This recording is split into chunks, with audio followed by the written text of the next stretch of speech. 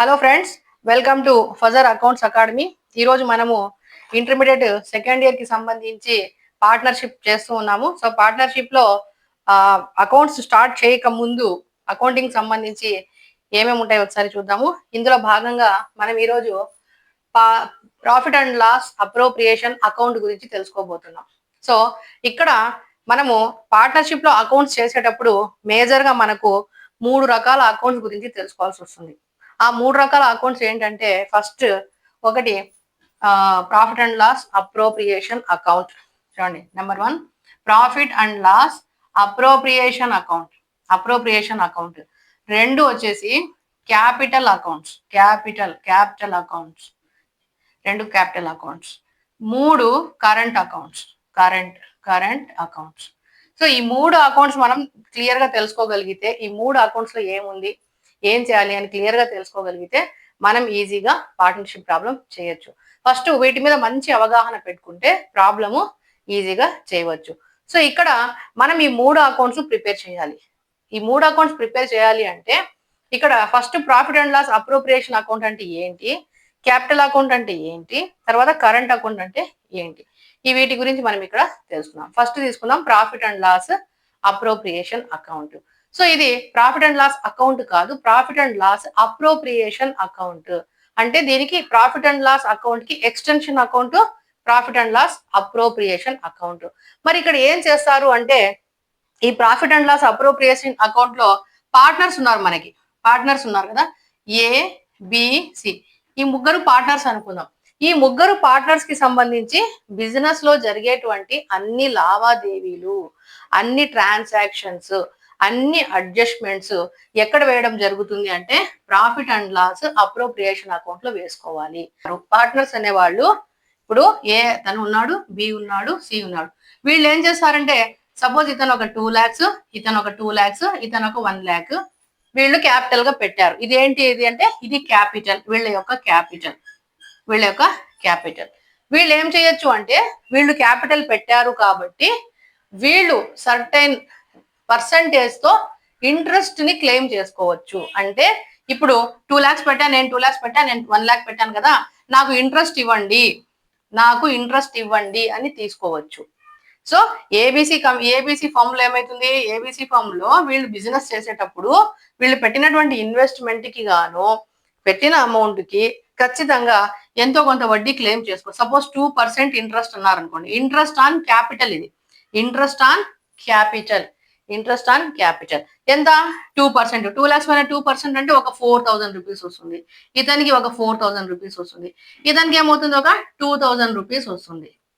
So ఇది ఈ partners కి ఏమవుతుంది, పార్ట్నర్స్ కి ఏమో ఇన్కమ్ అవుతుంది, అంతే కదా. వీళ్ళు పెట్టిన క్యాపిటల్ కి ఇప్పుడు నేను ఏ అనుకోండి, ఇక్కడ నేను 2 lakhs పెట్టాను. నా డబ్బులకి నేను వడ్డీ అడుగుతున్నా. నేను పెట్టిన డబ్బులకి నాకు వడ్డీ ఇవ్వండి అని అడిగితే వాళ్ళు నాకు 2% వడ్డీ ఇస్తున్నారు. 4,000 రూపాయలు, 4,000 రూపీస్ నాకు వడ్డీ ఇస్తున్నారు. నాకు ఇదేమవుతుంది, ఇన్కమ్ అవుతుంది. నేను పార్ట్నర్ ఏ, నాకేమవుతుంది, ఇది ఇన్కమ్ అవుతుంది. సో ఇది ఇతనికి ఇన్కమ్ 4,000, ఇతనికి ఇన్కమ్ 4,000, ఇతనికి ఇన్కమ్ 2,000 రూపీస్ వస్తుంది. సో ఇది వీళ్ళకి ఇక్కడ ఇన్కమ్ అవుతుంది. ఎవరికి, పార్ట్నర్స్ కి ఇది ఇన్కమ్ అవుతుంది. ఇంట్రెస్ట్ ఆన్ క్యాపిటల్ అంటే పార్ట్నర్ కి మనము ఇచ్చే డబ్బులు, సంస్థ తరపున, పార్ట్నర్షిప్ ఫర్మ్ తరపున పార్ట్నర్స్ కు క్యాపిటల్ పైన మనము ఇన్కమ్ అనేది ఇస్తూ ఉన్నాం. ఇంట్రెస్ట్ ఆన్ క్యాపిటల్, అది వాళ్లకు ఇన్కమ్. ఏబిసికి ఇన్కమ్. బట్ ఏబిసి సంస్థకి ఇదేంటి, ఖర్చు. ఎప్పుడు కూడా బిజినెస్ వేరు, పర్సన్స్ వేరుగా అకౌంట్స్ రాస్తాం. సో ఇలా పర్సన్స్ వేరు, బిజినెస్ వేరుగా రాసుకునేటప్పుడు వీళ్ళకేమో ఇది ఇన్కమే, కానీ సంస్థ తరపున సంస్థ వీళ్లకు చెల్లింపు చేస్తా ఉంది. ఏబిసి ఫర్మ్ అనేటువంటిది, పార్ట్నర్షిప్ ఫర్మ్ అనేది వీళ్లకు చెల్లింపు చేస్తా ఉంది. సంస్థ నుంచి డబ్బులు వెళ్ళిపోతా ఉన్నాయి. సో ఇంట్రెస్ట్ ఆన్ క్యాపిటల్ అనేది సంస్థకి ఏంటి, ఖర్చు. వీళ్ళకేంటి, ఆదాయం. వీళ్ళకి ఆదాయము, సంస్థ తరపున ఖర్చు. సో ఇది ఇంట్రెస్ట్ ఆన్ క్యాపిటల్. చూడండి ఇక్కడ ఉంది. డెబిట్ మీన్స్ ఖర్చు. డెబిట్ గుర్తుపెట్టుకోండి. డెబిట్ అంటే ఖర్చు, ఎక్స్పెండిచర్ అనేది గుర్తుపెట్టుకోండి. సో ఇంట్రెస్ట్ ఆన్ క్యాపిటల్ అనేది సంస్థకి ఏమవుతుంది, ఖర్చు అవుతుంది. కాబట్టి మనం ఇక్కడ 2 ఇంట్రెస్ట్ ఆన్ క్యాపిటల్ అని ఇక్కడ నోట్ చేయడం జరుగుతుంది. సో నెక్స్ట్ పాయింట్ ఏంటి, శాలరీస్ కమిషన్స్. వీళ్ళు కష్టపడి పని చేస్తూ ఉన్నారు. ఎవరు, పార్ట్నర్స్. సమ్ టైమ్స్ అందరూ పార్ట్నర్స్ పని చేయకపోవచ్చు. సపోజ్ ఏబిసి ఉన్నారు, లేదా XYZ తీసుకున్నాం. ఇప్పుడు XYZ ముగ్గురు పార్ట్నర్స్ ఉన్నారు. ముగ్గురు పార్ట్నర్స్ లో ఎక్స్ ఏమన్నాడు, నేను పని చేయలేనయ్యా, నేను ఏదో ఆ పని ఈ పని పని చూసుకుంటా, రెగ్యులర్ గా ఆడ కూర్చొని పని చేయడం నా వల్ల కాదు, ఎవరో ఒకరు చూసుకోండి అన్నాడు. జెడ్ కూడా అలాగే అనేసాడు, నేను కూడా ఉండను, నేను ఎక్కువగా ఆడ ఉండి పని చేసుకోలేను, ఎవరో ఒకరు అక్కడ దగ్గరగా ఉండి చూసుకోండి అన్నాడు. అప్పుడు వై ఓకే అన్నాడు. సో ఓకే, నేను రెగ్యులర్ గా నేనే ఉంటాను, రెగ్యులర్ వర్క్ అయితే నేను చూసుకుంటాను అన్నాడు. ఇప్పుడు రెగ్యులర్ వర్క్ వై చూసినప్పుడు వై రెగ్యులర్ గా చూసుకుంటున్నాడు కాబట్టి వైకి ఏమి ఇవ్వాలి, శాలరీ అనేది ఇవ్వాలి. శాలరీ అనేది ఇవ్వాలి. అది ఎవరిస్తారు, వీళ్ళు ముగ్గురు కలిసి ఇంత అమౌంట్ అనేది డిసైడ్ చేసుకున్న తర్వాత ఆ ఎంత అయితే అమౌంట్ శాలరీగా ఇవ్వాలో వై అనే అతనికి శాలరీ అనేది ఇస్తున్నారు. ఎందుకు, వీళ్ళిద్దరు వర్క్ చేయడం లేదు, ఇతను వర్క్ చేస్తున్నాడు కాబట్టి ఎంతో కొంత శాలరీ అనేది ఇస్తారు. అది సంస్థకి ఏంటి, ఖర్చు, సంస్థకు ఖర్చు. అతను సంస్థ నుంచి శాలరీ తీసుకుంటున్నాడు, వైకేమో ఇన్కమ్ అవుతుంది, ఈ శాలరీ సంస్థకి ఏమవుతుంది, ఇది ఎక్స్పెండిచర్ అవుతుంది, ఇది ఖర్చు, మనం వాళ్ళకి ఇస్తున్నాము, మనము వై అనే పర్సన్ కి ఇస్తూ ఉన్నాం కాబట్టి. సో శాలరీ టు ఏ అంటే నేను ఒక పార్ట్నర్ గా తీసుకున్నా, శాలరీ టు పార్ట్నర్ అని రాయాలి యాక్చువల్లీ. ఇక్కడ శాలరీ టు పార్ట్నర్, ఇక్కడ ఏ, సపోజ్ ఏ అనేవాడు ఉన్నాడు, వాడికి ఇచ్చాం శాలరీ అనుకోండి. అప్పుడు శాలరీ టు ఏ, శాలరీ మనము సంస్థ తరపున పార్ట్నర్ కి ఇస్తూ ఉన్నాం కాబట్టి అది ఎక్స్పెండిచర్స్ అన్ని డెబిట్ లో ఉంటాయి, ఇన్కమ్స్ అంతా క్రెడిట్ లో ఉంటాయి. ఓకే, ఇప్పుడు శాలరీ వచ్చేసి మనము ఏ అనే పర్సన్ కి ఇస్తూ ఉన్నాం కాబట్టి ఏ అనే పర్సన్ కు శాలరీ టు ఏ అని చెప్పాం. ఓకే, ఇప్పుడు శాలరీ అయిపోయింది. సో ఇంకా బిజినెస్ పరంగా ఏదైనా సేల్స్ ఎక్కువ చేయడం కానివ్వండి, లేదా బిజినెస్ ని బాగా ముందుకు తీసుకెళ్లడం కానివ్వండి, ఇలాంటి ఏవైనా పార్ట్నర్స్ చేసినప్పుడు ఆ వర్క్ చేసినందుకు వాళ్ళకి ఎంతో కొంత కమిషన్ అనేది ఇవ్వవచ్చు. కమిషన్ అనేది ఇవ్వవచ్చు. సపోజ్ ఇక్కడ చూడండి, ఎక్స్ అనే అతను జెడ్ అనే అతను డైరెక్ట్ గా బిజినెస్ లో మేము కూర్చోలేమన్నారు, కానీ బిజినెస్ ని ప్రమోట్ చేయొచ్చు. ఒక పర్సన్ బిజినెస్ చూసుకుంటా ఉంటాడు షాప్ దగ్గర, వీళ్ళు ఏం చేయొచ్చు, బయట తిరగచ్చు, లేదా కస్టమర్స్ ని పట్టుకొని రావచ్చు, లేదా సేల్స్ ఎక్కువ చేయొచ్చు, ఇలాంటి వర్క్స్ వీళ్ళు చేస్తూ ఉంటారు. సో అలా వర్క్ చేసినా కూడా వాళ్ళకి ఏమి ఇవ్వచ్చు అంటే కమిషన్ అనేది ఇవ్వవచ్చు.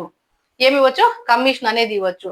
సో సంస్థ ఈ సేల్స్ ప్రమోషన్ కానీ, లేదా ఇంకా ఏదైనా వర్క్ చేసినందుకు కానీ, అడిషనల్ వర్క్ చేస్తే ఇంత కమిషన్ అనేది ఇస్తాము అని వాళ్ళు అగ్రిమెంట్ ముందే చేసుకుంటారు డీడ్ లో. అలా చేసినప్పుడు కమిషన్ అనేది ఫర్మ్ నుంచి మనం చెల్లిస్తున్నామంటే సంస్థ తరపున ఇదేమవుతుంది, ఎక్స్పెండిచర్ అవుతుంది. సో కమిషన్ టు ఏ అనేది ఒక పార్ట్నర్, కమిషన్ టు పార్ట్నర్, అది ఏ కావచ్చు, బి కావచ్చు, సి కావచ్చు, ఎక్స్ కావచ్చు, జెడ్ కావచ్చు, ఎవరైనా కావచ్చు. నేను జస్ట్ ఒక ఏ అని పెట్టా అంతే. ఓకే, సో ఇక్కడ ఏమున్నాయి చూడండి, salary to A, commission to A, అంటే salary to partner, commission to partner, ఈ రెండు కూడా మనకు ఖర్చులే, సంస్థకి ఖర్చులు, ఎక్స్పెండిచర్స్. ఓకే, ఇవి మనకి ఇక్కడ ఈ రిజర్వ్ పార్ట్నర్. ఓకే, నెక్స్ట్ ఇక్కడ సైడ్ చూడండి. ఇకపోతే ప్రాఫిట్ అనేది మనకి ఒకవేళ ఉన్నట్లయితే, ఓపెనింగ్ బ్యాలెన్స్ లాస్ట్ ఇయర్ మనకు ప్రాఫిట్ ఉన్నట్లయితే దానిని ప్రాఫిట్ అని చెప్పి లాస్ట్ ఇయర్ది ఇక్కడ ఓపెనింగ్ బ్యాలెన్స్ లో మనం చూపిస్తాము. తర్వాత ఇంట్రెస్ట్ ఆన్ డ్రాయింగ్స్. ఇప్పుడు XYZ, సో ఇతను ఒక 5 lakhs పెట్టాడు, ఇతను ఒక 4 lakhs పెట్టాడు, ఇతను ఒక 4 lakhs ఎంతో కొంత పెట్టారు, ఇన్వెస్ట్మెంట్ చేశారు. ఇక్కడ ఇప్పుడు జెడ్ అనే పర్సన్ కి సమ్ అమౌంట్ అవసరం అయ్యింది, ఒక 1 lakh అవసరమైంది. జెడ్ అనే అతనికి ఒక 1 lakh అవసరమైనప్పుడు జెడ్ ఏం చేస్తాడంటే, నాకు కొంత అమౌంట్ అవసరము, ఆ అమౌంట్ నేను తీసుకుంటాను అని చెప్పేసి జెడ్ ఏం చేస్తాడంటే కొంత అమౌంట్ ని తీసుకుంటాడు. దీన్ని ఏమంటాం మనం, డ్రాయింగ్స్ అంటాం. ఇతనికి అవసరమైనప్పుడు ఇతను బయట నుంచి తెచ్చుకున్న వడ్డీ పే చేయాలి. బయట తెచ్చుకోవడం ఎందుకు, మన ఫర్మ్ నుంచే మనం తీసుకుంటే ఆ ఫర్మ్ నుంచి తీసుకున్న డబ్బులకి మనం ఇక్కడ తిరిగి కట్టేయచ్చు కదా అనే ఉద్దేశంతో జెడ్ ఏం చేశాడంటే మన ఫర్మ్ లో నుంచి 1 lakh రూపీస్ వాడుకున్నాడు. దీన్ని ఏమంటాం, డ్రాయింగ్స్ అని పిలవడం జరుగుతుంది. ఈ డ్రాయింగ్స్ తీసుకున్నప్పుడు సంస్థ నుంచి, XYZ అనే సంస్థ నుంచి ఈ అమౌంట్ తీసుకున్నాడు కాబట్టి ఇతను వడ్డీ కట్టాలి. ఎవరికి కట్టాలి, సంస్థకు వడ్డీ కట్టాలి. నువ్వు సొంతానికి వాడుకున్నావు, ఇది బిజినెస్ అమౌంట్ ని నువ్వు సొంతానికి వాడుకున్నావు కాబట్టి ఆ సొంతానికి ఏదైతే వాడుకున్నావో డ్రాయింగ్స్ ఏవైతే ఉన్నాయో ఆ డ్రాయింగ్స్ పైన అమౌంట్ కట్టాలి, ఇంట్రెస్ట్ కట్టాలి. సర్టెన్ అమౌంట్ ఇంట్రెస్ట్ అనేది ఉంటుంది. అది వాళ్ళు ముందే ఫిక్స్ చేసుకుంటారు. 2%, 3%, 5%, 6% ఎంతో ఉంటుంది. ఆ పర్సంటేజ్ ని నువ్వు సంస్థకు పే చేయాలి, నువ్వు సంస్థకు ఇవ్వాలి అనేది ఇక్కడ ఉంటుంది. అలా ఉన్నప్పుడు జెడ్ అనే అతను 1,00,000 వాడుకున్నాడు. సపోజ్ ఒక 2% ఇంట్రెస్ట్ అనుకోండి దీని మీద. ఈ 1,00,000 పైన ఒక 2% నువ్వు ఇంట్రెస్ట్ కట్టాలయ్యా. నువ్వు సంస్థ నుంచి ఎత్తుకొని వెళ్ళిపోయినావు కదా డబ్బులు, అలా ఎత్తుకొని వెళ్ళిపోయి గమ్మునుండిపోతే కాదు, ఆ డబ్బులకి వడ్డీ కట్టు అని అడిగి తీసుకోవచ్చు. సో ఇప్పుడు పార్ట్నర్ ఏం చేస్తున్నాడు, సంస్థకి డబ్బులు కడుతున్నారు కాబట్టి ఇది మనకి ఇన్కమ్ అవుతుంది. ఇది మనకు ఇన్కమ్ అవుతుంది. ఎంత? 1,00,000 పైన 2% అంటే ఒక 2,000 రూపీస్ కట్టాలి. ఎవరు కట్టాలి? జెడ్ కట్టాలి. జెడ్ కట్టాలి ఎవరికి? XYZ పార్ట్నర్షిప్ ఫర్మ్ కి కట్టాలి. అంటే సంస్థకు, మనకు జెడ్ అనేటువంటి వ్యక్తి ఇంట్రెస్ట్ కట్టాలి. డ్రాయింగ్స్ మీద ఇంట్రెస్ట్ కట్టాలి. సో అది ఇక్కడ వస్తుంది, ఇంట్రెస్ట్ ఆన్ డ్రాయింగ్స్. ఇది ఇన్కమ్. ఇదేంటిది? ఇన్కమ్. ఓకే, ఇన్కమ్ కాబట్టి ఇది మనము తీసుకుంటాం. ఓకే, నెక్స్ట్ చూడండి. ఇక లాభము లేదా ఈ అడ్జస్ట్మెంట్స్ అన్ని అయిపోయిన తర్వాత, ఈ అడ్జస్ట్మెంట్స్ ఇప్పుడు చెప్పిన అడ్జస్ట్మెంట్స్ అన్ని అయిపోయిన తర్వాత ఇక్కడ ఇటు side debit balance, credit balance, debit balance రెండు కంపేర్ చేసినప్పుడు ఏదో ఒక బ్యాలెన్స్ ఎక్కువ వస్తుంది. అది డెబిట్ కావచ్చు, క్రెడిట్ కావచ్చు. సో ఇక్కడ సపోజ్ ఇక్కడ బ్యాలెన్స్ మిగిలితే, ఇటు సైడ్ క్రెడిట్ లో బ్యాలెన్స్ మిగిలితే పార్ట్నర్స్ క్యాపిటల్, అది లాభం రాని నష్టం రాని ఈ రెండు ఈ అకౌంట్ అయిపోయిన తర్వాత డెబిట్ ని క్రెడిట్ ని మనం బ్యాలెన్స్ చేయాలి. ఆ బ్యాలెన్స్ చేస్తే వచ్చిన అమౌంట్ ని లాభము లేదా నష్టము అంటాం.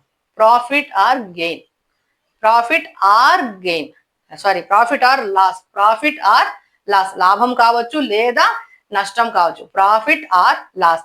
ప్రాఫిట్ వచ్చినా లాస్ వచ్చినా పార్ట్నర్స్ కే చెందుతుంది. ఎవరికి పోతుంది? పార్ట్నర్స్ కే పోతుంది. ఆ పార్ట్నర్స్ కి పోవడానికి ఇక్కడ లాస్ వచ్చింది, సపోజ్ ఇక్కడ అమౌంట్ మిగిలింది, ఇది లాస్. ఇది ఎవరెవరికి ఇవ్వాలి? ఏకి ఇవ్వాలి, బికి ఇవ్వాలి, సికు ఇవ్వాలి. ఏకు, బికు, సికు ఇవ్వాలి. ఇదేంటి? లాస్ వచ్చింది. ఇటు సైడ్ బ్యాలెన్స్ మిగిలినప్పుడు అది లాస్, దాన్ని ఏకి ఇచ్చాం, బికు ఇచ్చాం, సికు ఇచ్చాం. అదే విధంగా ఇటు సైడ్ మళ్ళీ మనకు బ్యాలెన్స్ మిగిలింది, ఇది ప్రాఫిట్, ఇది ప్రాఫిట్. దీన్ని కూడా ఏం చేయాలి? ఏకి ఇవ్వాలి, బికు ఇవ్వాలి, సికు ఇవ్వాలి. అంటే లాస్ వచ్చినా ప్రాఫిట్ వచ్చినా ఎవరికి ఇవ్వాలి?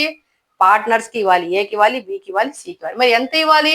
ఎంత ఇవ్వాలి అనేది రేషియో ఉంటుంది. ఎంత ఇవ్వాలి అది రేషియో ప్రాబ్లం లో ఉంటుంది. కాకపోతే మనం ఇక్కడ నేర్చుకోవాల్సింది ఏంటి? లాస్ వచ్చినా వీళ్ళకి ఇవ్వాలి, ప్రాఫిట్ వచ్చినా వీళ్ళకు ఇవ్వాలి. లాస్ వచ్చినా ప్రాఫిట్ వచ్చినా ఏది వచ్చినా పార్ట్నర్స్ కి మనం షేర్ చేస్తాం. ఇకపోతే ఈ బాక్స్ లో మిగిలిపోయిన ఒకే ఒక టాపిక్ ఏమంటే రిజర్వ్ ఫండ్. రిజర్వ్ ఫండ్ అంటే మనకి సపోజ్ ఈ ప్రాఫిట్ అండ్ లాస్ ఈ అకౌంట్ అయిపోయిన తర్వాత సపోజ్ ఒక 2.5 lakh ప్రాఫిటే వచ్చింది అనుకుందాం. 2.5 lakh ప్రాఫిటే వచ్చింది. వీళ్ళు ముందుగానే ఏం చేస్తారంటే ఎవ్రీ ఇయర్ లాభాలే రావు కదా, నష్టాలు కూడా రావచ్చు. నష్టాలు వస్తే ఒక్కసారిగా ఎవరు భరించలేరు కాబట్టి కొంత మొత్తాన్ని ఏం చేస్తారు? సేవ్ చేసుకుంటారు. సేవింగ్ అనొచ్చు. మనం లోకల్ భాషలో చెప్పాలంటే పొదుపు అంటాం కదా, మనం పొదుపు అంటాం, సేవింగ్ అంటాం. కానీ అకౌంటింగ్ పరిభాషలో ఇది ఏమవుతుందంటే రిజర్వ్ ఫండ్ అనే పిలుస్తాం. దీన్ని పొదుపు, సేవింగ్ అని పిలవరు. సో దీన్ని రిజర్వ్ ఫండ్ అని పిలుస్తారు. అలా రిజర్వ్ ఫండ్ ఏదైనా చెయ్యాలి అనేది వీళ్ళు ముందే డిసైడ్ అయి ఉంటారు కాబట్టి మనకు చెప్తారు రిజర్వ్ ఫండ్ ఇంత ఉండాలి అని చెప్తారు. సపోజ్ ఇక్కడ ఒక 50,000 రూపీస్ రిజర్వ్ చేసుకుందాము, ఇది మనకి ఫ్యూచర్ లో పనికి వస్తుంది. ఒక 50,000 పక్కన పెట్టుకుందాము అని. ఓకే, 50,000 పక్కకు తీసేసి రిమైనింగ్ 2 lakhs ని మనము పంచుకుందాము. అని వాళ్ళు ముందే ఫిక్స్ అయినారు అనుకోండి. లేదా దీనిపైన పర్సంటేజ్ ఇస్తారు, 10%, 20% వచ్చిన ప్రాఫిట్ ని ఒక 10% పక్కన పెట్టి 90% మేము పంచుకుంటాము, లేదా 20% పక్కన పెట్టి 80% మేము పంచుకుంటాము అనేది ఇక్కడ వీళ్ళు డిసైడ్ అయింటారు. సో అలా సపోజ్ ఎగ్జాంపుల్ ఒక 50,000 పక్కన పెట్టేశాం, ఇంకా రిమైనింగ్ ఎంత 2 lakhs వీళ్ళు పంచుకోవాలి. సో ఇక్కడ ఏమవుతుంది? అప్పుడు రిజర్వ్ ఫండ్ దగ్గర ఒక 50,000 రూపాయలు పెట్టేస్తారు. ఇక మిగిలింది ఈ ప్రాఫిట్ ని ఏబిసిలు 2 lakh రూపీస్ ఏం చేస్తారు అంటే ఇక్కడ వీళ్ళు పంచుకుంటారు. అది reserve fund. So appropriation account ని బాగా అండర్స్టాండ్ చేసుకుంటే ప్రాబ్లం చేయడం చాలా ఈజీ. ఫస్ట్ ఏంటి, ఓపెనింగ్ బ్యాలెన్స్ వస్తాయి. ఓపెనింగ్ బ్యాలెన్స్ లో నెట్ ప్రాఫిట్ క్రెడిట్ లో ఉంటుంది, ప్రాఫిట్ క్రెడిట్ లో ఉంటుంది, లాస్ డెబిట్ లో ఉంటుంది. నెక్స్ట్ ఇన్కమ్స్ అన్ని ఇటు సైడ్ వస్తాయి. ఇన్కమ్స్ ఏమున్నాయి, ఇంట్రెస్ట్ ఆన్ డ్రాయింగ్స్ ఇది ఒకటి ఇటు సైడ్ వస్తుంది, ఇంట్రెస్ట్ ఆన్ క్యాపిటల్ ఇటు సైడ్ వస్తుంది, శాలరీ ఇటు సైడ్ వస్తుంది, కమిషన్ ఇటు సైడ్ వస్తుంది. ఇంకా రిజర్వ్ ఫండ్ ఏదైనా ఉంటే రిజర్వ్ ఫండ్ వేస్తాము. లాభమో నష్టమో మిగులుతుంది, లాభం మిగిలిన నష్టం మిగిలిన పార్ట్నర్స్ కి షేర్ చేస్తాం. మనం గుర్తుపెట్టుకోవాల్సింది ఒక 4-5 పాయింట్స్ చూడండి. సో ఇది ప్రాఫిట్ లేదా లాస్, ప్రాఫిట్ లేదా లాస్. ఇకపోతే interest on drawing, interest on capital, interest on drawing, interest on capital, ఇంకా శాలరీ కమిషన్, శాలరీ కమిషన్, మిగిలింది లాభమా నష్టమా. సింపుల్. ఒక 4 పాయింట్స్ ని గుర్తుపెట్టుకుంటే అప్రోప్రియేషన్ అకౌంట్ ని మనం ఈజీగా చేయొచ్చు. ఇకపోతే ఇంకా 2 అకౌంట్స్ చెప్పాము కదా, ఒకటి క్యాపిటల్ అకౌంట్, రెండవది current account. So capital account ఏముంటుంది, కరెంట్ అకౌంట్ ఏముంటుంది చూద్దాం. ఇక్కడ అది మనం ఆ 2 అకౌంట్స్ ని కూడా ఇక్కడ అవగాహన చేసుకున్నట్లయితే మళ్ళీ ప్రాబ్లం చేసేటప్పుడు మీకు డౌట్స్ అనేవి రావు. చూడండి, capital account, capital account, capital account అంటే ఏబిసి ఏదైతే క్యాపిటల్ తెచ్చారో, సపోజ్ 2 lakhs క్యాపిటల్ తెచ్చారు, 2 lakhs క్యాపిటల్ తెచ్చారు. సో ఈ క్యాపిటల్ ఏం చేస్తారంటే క్యాపిటల్ అకౌంట్ లో ఏబిసి యొక్క క్యాపిటల్ అకౌంట్ లో ఇవన్నీ మనం నోట్ చేస్తాం. వాళ్ళ క్యాపిటల్ ఎంత అనేది నోట్ చేస్తాం. సపోజ్ వీళ్ళకి ఇప్పుడు ఇంట్రెస్ట్ మనం ఇవ్వాలి, ఇప్పుడు మనం ఏం చేయాలి, పార్ట్నర్ గా ఆలోచిద్దాం. సంస్థ తరపున కాకుండా మనం పార్ట్నర్ అయిపోదాం. ఇప్పుడు పార్ట్నర్ అయిపోయి సపోజ్ నేను ఇప్పుడు ఇక్కడ నేను బి అనుకుంటున్నా. సో నేను బి కాబట్టి నేను 2 lakhs ఇన్వెస్ట్ పెట్టాను. సో ఇక్కడ అందరూ పార్ట్నర్స్ కాకుండా ఏదో ఒక పార్ట్నర్ గురించి అండర్స్టాండ్ చేసుకుందాం. ఒక పార్ట్నర్ గురించి అండర్స్టాండ్ చేసుకుంటే అందరు పార్ట్నర్ కి అదే వస్తుంది. ఓకే, ఇప్పుడు ఇక్కడ నేను బి అన్నమాట. నేను 2 lakhs ఇన్వెస్ట్ చేశాను, నాకు వడ్డీ కావాలి, నాకు వడ్డీ రావాలి. ఓకే, నీకు వడ్డీ రావాలి, సంస్థ నాకు వడ్డీ ఇస్తుంది. ఒక 2% వడ్డీ అడిగినా నాకు 4000 రూపీస్ వడ్డీ ఇస్తుంది. ఇది నా అకౌంట్ లో వస్తుంది, నా అకౌంట్ లో నేను చూపించుకుంటా. నేనేం చేశాను, నాకు మధ్యలో అవసరమయ్యే ఒక 30,000 రూపీస్ డ్రాయింగ్స్ తీసుకున్నా. 30,000 రూపీస్ నేను డ్రాయింగ్స్ గా తీసుకున్నా, నేను వాడుకున్నా. నేను సంస్థ నుంచి ఒక 30,000 రూపాయలు నేను వాడుకున్నా. సో నేను వాడుకున్నా కాబట్టి ఈ 30,000 రూపాయలు చూపించాలి. నేను మళ్ళీ సంస్థకి ఇచ్చేయాలి, నేను మళ్ళీ సంస్థకి ఇవ్వాలి. ఒకవేళ నేను ఇవ్వడం లేట్ అయింది, నేను ఇవ్వలేను కాబట్టి మళ్ళీ ఏం చేస్తున్నా, దీని మీద వడ్డీ అనేది, వడ్డీ దీని మీద సపోజ్ ఇది ఒక 2% వడ్డీ అనుకోండి, ఎంత అవుతుంది, 600 రూపాయలు వడ్డీ అనేది ఉంటుంది. సో నా అకౌంట్ లో ఏమేమి వచ్చాయి, నా అకౌంట్ లో నా క్యాపిటల్ అకౌంట్ లో క్యాపిటల్ వచ్చింది 2 lakhs, plus interest on capital వచ్చింది, ప్లస్ నేను వాడుకున్న డ్రాయింగ్స్ వచ్చాయి, ప్లస్ నేను కట్టాల్సిన వడ్డీ వచ్చింది. ఇప్పుడు నేను వర్క్ చేస్తున్నా కాబట్టి నాకు శాలరీ కూడా రావాలి. నాకు శాలరీ ఒక 5,000 రూపాయలు, నా శాలరీ ఎంత, 5,000 రూపాయలు శాలరీ, నా శాలరీ రావాలి. నేను బాగా కష్టపడి పనిచేస్తున్నా కాబట్టి నాకు 10,000 కమిషన్ కూడా రావాలి, నాకు 10,000 కమిషన్ కూడా రావాలి, 10,000 కమిషన్ కూడా రావాలి. ఇప్పుడు ఈ అప్రోప్రియేషన్ అకౌంట్ ప్రిపేర్ చేసినప్పుడు ఈ సంవత్సరానికి సంబంధించి ఒక 40,000 లాభం వచ్చింది, నా వాటాకు 40,000 లాభం వచ్చింది. ఈ లాభం కూడా నాకు రావాలి, ఈ లాభం కూడా నాకు రావాలి. ఇది నా అకౌంట్, నేను బి, నా అకౌంట్ లో ఇవన్నీ రావాలి. ఇవ్వాల్సినవి ఉన్నాయి, రావాల్సినవి ఉన్నాయి. ఇదే విధంగా మిగిలిన పార్ట్నర్స్ కి కూడా ఉంటుంది, ఇదే విధంగా మిగిలిన పార్ట్నర్స్ కి కూడా ఉంటాయి. చూడండి, ఇక్కడ క్యాపిటల్ ఉంటుంది, ఇంట్రెస్ట్ ఆన్ క్యాపిటల్ ఉంటుంది. ఇది నాకు రావాలి, 2 lakhs నాకు రావాలి, 4,000 నాకు రావాలి, నాకు శాలరీ రావాలి, ఇది శాలరీ, నాకు శాలరీ రావాలి, నాకు కమిషన్ రావాలి, నాకు ప్రాఫిట్ రావాలి. ఇవన్నీ నాకు రావాల్సినవి, ఇవన్నీ నాకు రావాల్సినవి. నేను ఇవ్వాలి సంస్థకు, ఏమి ఇవ్వాలి, నేను 30,000 డ్రాయింగ్ గా వాడుకున్న అమౌంట్ నేను సంస్థకు ఇవ్వాలి. అదే విధంగా 600 రూపీస్ మంత్లీ ఇంట్రెస్ట్ కింద 600 రూపీస్ నేను సంస్థకు ఇవ్వాలి. ఇవి నేను ఇవ్వాల్సినవి, ఇవి నాకు రావాల్సినవి, ఇవి నాకు రావాల్సినవి, ఇవి నేను ఇవ్వవలసినవి. ఇవి నా అకౌంట్ లో ఉంటాయి. నా అకౌంట్ అంటే నా క్యాపిటల్ అకౌంట్, బీస్ క్యాపిటల్ అకౌంట్, బీస్ క్యాపిటల్ అకౌంట్. ఇదే విధంగా ఏకి ఉంటుంది, బికి ఉంటుంది, సికి ఉంటుంది.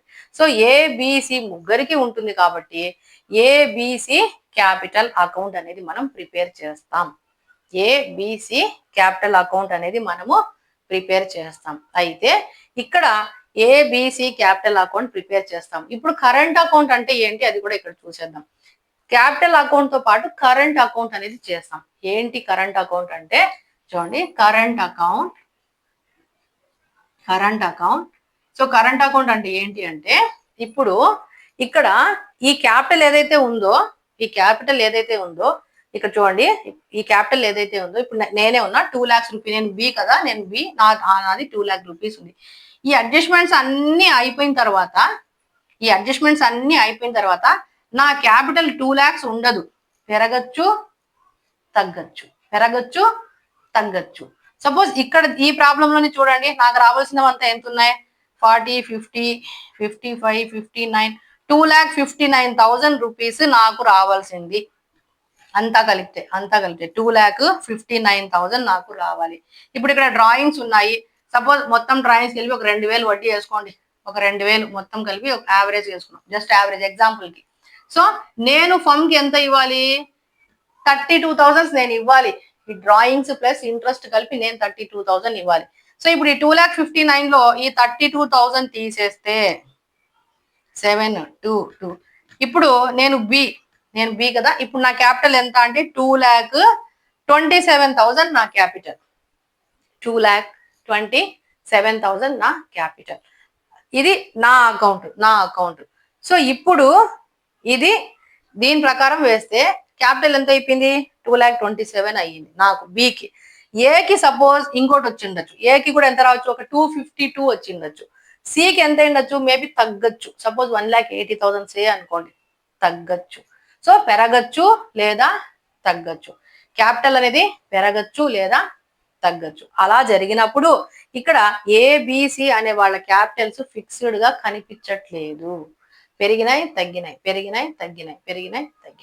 ఇలా ఉండకూడదు అనే ఉద్దేశంతో ఫిక్స్డ్ క్యాపిటల్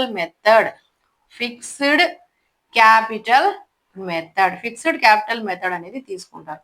అప్పుడు అక్కడ ఏం చేస్తారంటే ఏబిసి క్యాపిటల్ అకౌంట్ లో ఈ 2 లక్షలు అట్లే పెట్టేస్తారు, ఈ 2 లక్షలు అలాగే పెట్టేస్తారు, దాన్ని ఏమి టచ్ చేయకుండా ఇక్కడ ఉంది చూడండి, ఈ 2 లక్షలు ఇక్కడ పెట్టేసి ఈ రిమైనింగ్ ఉన్నాయి చూడండి, ఎక్కడి నుంచి, ఈ 4,000 రూపాయల దగ్గర నుంచి ఈ రిమైనింగ్ ఈ 4,000 రూపాయల interest, salary, commission, profit, drawings, interest on drawings, ఇవన్నీ కూడా కరెంట్ అకౌంట్ లో వేస్తారు. ఇవన్నీ ఎత్తుకొని పోయి కరెంట్ అకౌంట్ లో వేసుకుంటాం. క్యాపిటల్ అకౌంట్ అట్లే ఉంటుంది, దాన్ని ఏమి మార్చము. క్యాపిటల్ అకౌంట్ అలాగే పెట్టేసి ఇక్కడ ఈ ట్రాన్సాక్షన్స్, ఈ అడ్జస్ట్మెంట్స్, శాలరీ, కమిషన్, ప్రాఫిట్ లేదా లాస్, డ్రాయింగ్స్ లేదా ఇంట్రెస్ట్ ఆన్ డ్రాయింగ్స్, అడ్జస్ట్మెంట్స్ అన్ని తీసుకొని పోయి కరెంట్ అకౌంట్ లో వేసేస్తాం. ఫ్లక్చువేటింగ్ అంటే మార్పులు చేర్పులు చేసుకోవచ్చు, ఎక్కడ, కరెంట్ అకౌంట్ లో చేసుకోవచ్చు. అప్పుడు ఇక్కడ 2,27,000 ఉండదు, 2 లక్షలు ఇక్కడ వెళ్ళిపోయింది కాబట్టి ఓన్లీ కరెంట్ అకౌంట్ ఎంత చూపిస్తుంది అంటే 27,000 చూపిస్తుంది. ఈ 2 లక్షలు ఎక్కడికి వెళ్ళిపోయింది, ఇక్కడ అట్లే ఉంటుంది. ఈ అడ్జస్ట్మెంట్స్ అన్ని ఇప్పుడు ఎక్కడ రాసాం, ఈ అకౌంట్ లో రాసాం. సో దీన్ని మనం కరెంట్ అకౌంట్ అంటాం. కరెంట్ అకౌంట్ అంటే ఏం లేదు, పార్ట్నర్స్ యొక్క క్యాపిటల్ అకౌంట్ లో క్యాపిటల్ అలాగే పెట్టేసి, క్యాపిటల్ ఏమీ మార్చము, క్యాపిటల్ యాజ్ ఇట్ ఈస్ అట్లే పెట్టేసి వాళ్లకు ఇవ్వాల్సినవి, వాళ్ళ నుండి రావాల్సినవి, అడ్జస్ట్మెంట్స్, ప్రాఫిట్ లేదా లాస్ అన్ని కూడా పక్కన ఇంకొక అకౌంట్ ప్రిపేర్ చేసి అన్ని దాంట్లోకి నోట్ చేస్తాం. దానిని కరెంట్ అకౌంట్ అని పిలవడం జరుగుతుంది. సో ఇప్పుడు ఈ 3 అకౌంట్స్ గురించి మీకు ఒక అవగాహన వచ్చింది. Profit and loss appropriation account, capital account, current account. ఈ 3 అకౌంట్స్ మనకి ఇప్పుడు ఒక అవగాహన వచ్చింది కాబట్టి ఈ 3 అకౌంట్స్ మీద అవగాహన ఉంటే ప్రాబ్లం చాలా ఈజీగా చేయొచ్చు. డైరెక్ట్ ప్రాబ్లం తీసుకొని మనం ఎక్స్ప్లెయిన్ చేయొచ్చు, డైరెక్ట్ ప్రాబ్లం తీసుకొని చేస్తే కూడా ఎక్కడో చోట ఏదో చోటి డౌట్ అనేవి ఉంటాయి. సో ఇప్పుడు మీరు దీన్ని ఇంకొకసారి బాగా అవగాహన చేసుకోండి, 1కి 2 సార్లు చూడండి ఈ వీడియో. ఇది బాగా మీకు ఇప్పుడు చెప్పిన టాపిక్ బాగా అర్థమైతే పార్ట్నర్షిప్ చాప్టర్ మొత్తం చాలా ఈజీగా చేసేయచ్చు, చాలా ఈజీగా పార్ట్నర్షిప్ మొత్తం చేసేయచ్చు. ఇంకా పార్ట్నర్స్ కి చాలా వస్తాయి. పార్ట్నర్ కి ఇక్కడ చెప్పినట్టుగా కమిషన్, సాలరీసే కాకుండా ఇంకా వాళ్ళకి ఇన్కమ్స్ ఏవైనా ఉన్నా, అసెట్స్ ఏవైనా ఉన్నా పంచుకోవడం కానివ్వండి, ఏదైనా క్రెడిట్స్ ఉన్నా అవి పంచుకోవడం కానీ ఇంకా చాలా పంచుకునేవి కూడా వస్తాయి. కానీ బేసిక్ గా వీళ్ళు ఏం పంచుకుంటారు, ఏం తీసుకుంటారు, ఏం వీళ్ళకి ఇవ్వాలి, వీళ్ళకి మనం ఏమి ఇవ్వాలి, వాళ్ళు మనకేమి ఇస్తారు, ఒకసారి సంస్థ తరపున ఆలోచించాలి, ఒకసారి పార్ట్నర్స్ తరపున ఆలోచించాలి. అప్పుడు మనకు ప్రాబ్లం ఈజీగా అర్థమవుతుంది. సంస్థ తరపున ఏం ఆలోచించాలి, మనం శాలరీ ఇస్తున్నాం, మనం కమిషన్ ఇస్తున్నాం, మనం ప్రాఫిట్ ఇస్తున్నాం అని సంస్థ తరపున ఆలోచించాలి. అదే పార్ట్నర్షిప్ వచ్చేటప్పటికి పార్ట్నర్ గా ఇప్పుడు నేను బీనో, సీనో, ఎక్సో, వైనో, జెడ్ అని నేను ఆలోచిస్తే నాకు క్యాపిటల్ రావాలి, నాకు ఇంట్రెస్ట్ ఆన్ క్యాపిటల్ రావాలి, నేను డ్రాయింగ్స్ కి ఇవ్వాలి, ఆ డ్రాయింగ్స్ మీద ఇంట్రెస్ట్ నేను ఇవ్వాలి, నాకు ప్రాఫిట్ రావాలి, ఆ లాస్ కూడా నాకు వచ్చింది. ఇలా ఒకసారి సంస్థ తరపున ఆలోచించండి, ఒకసారి పార్ట్నర్ గా ఆలోచించండి. అప్పుడు మనకి ప్రాబ్లం అనేది ఈజీగా అర్థమవుతుంది. Okay, thank you for watching. Next వీడియోలో మనం ప్రాబ్లం ఒకటి తీసుకొని చేద్దాం. Okay, thank you for watching. Thank you very much.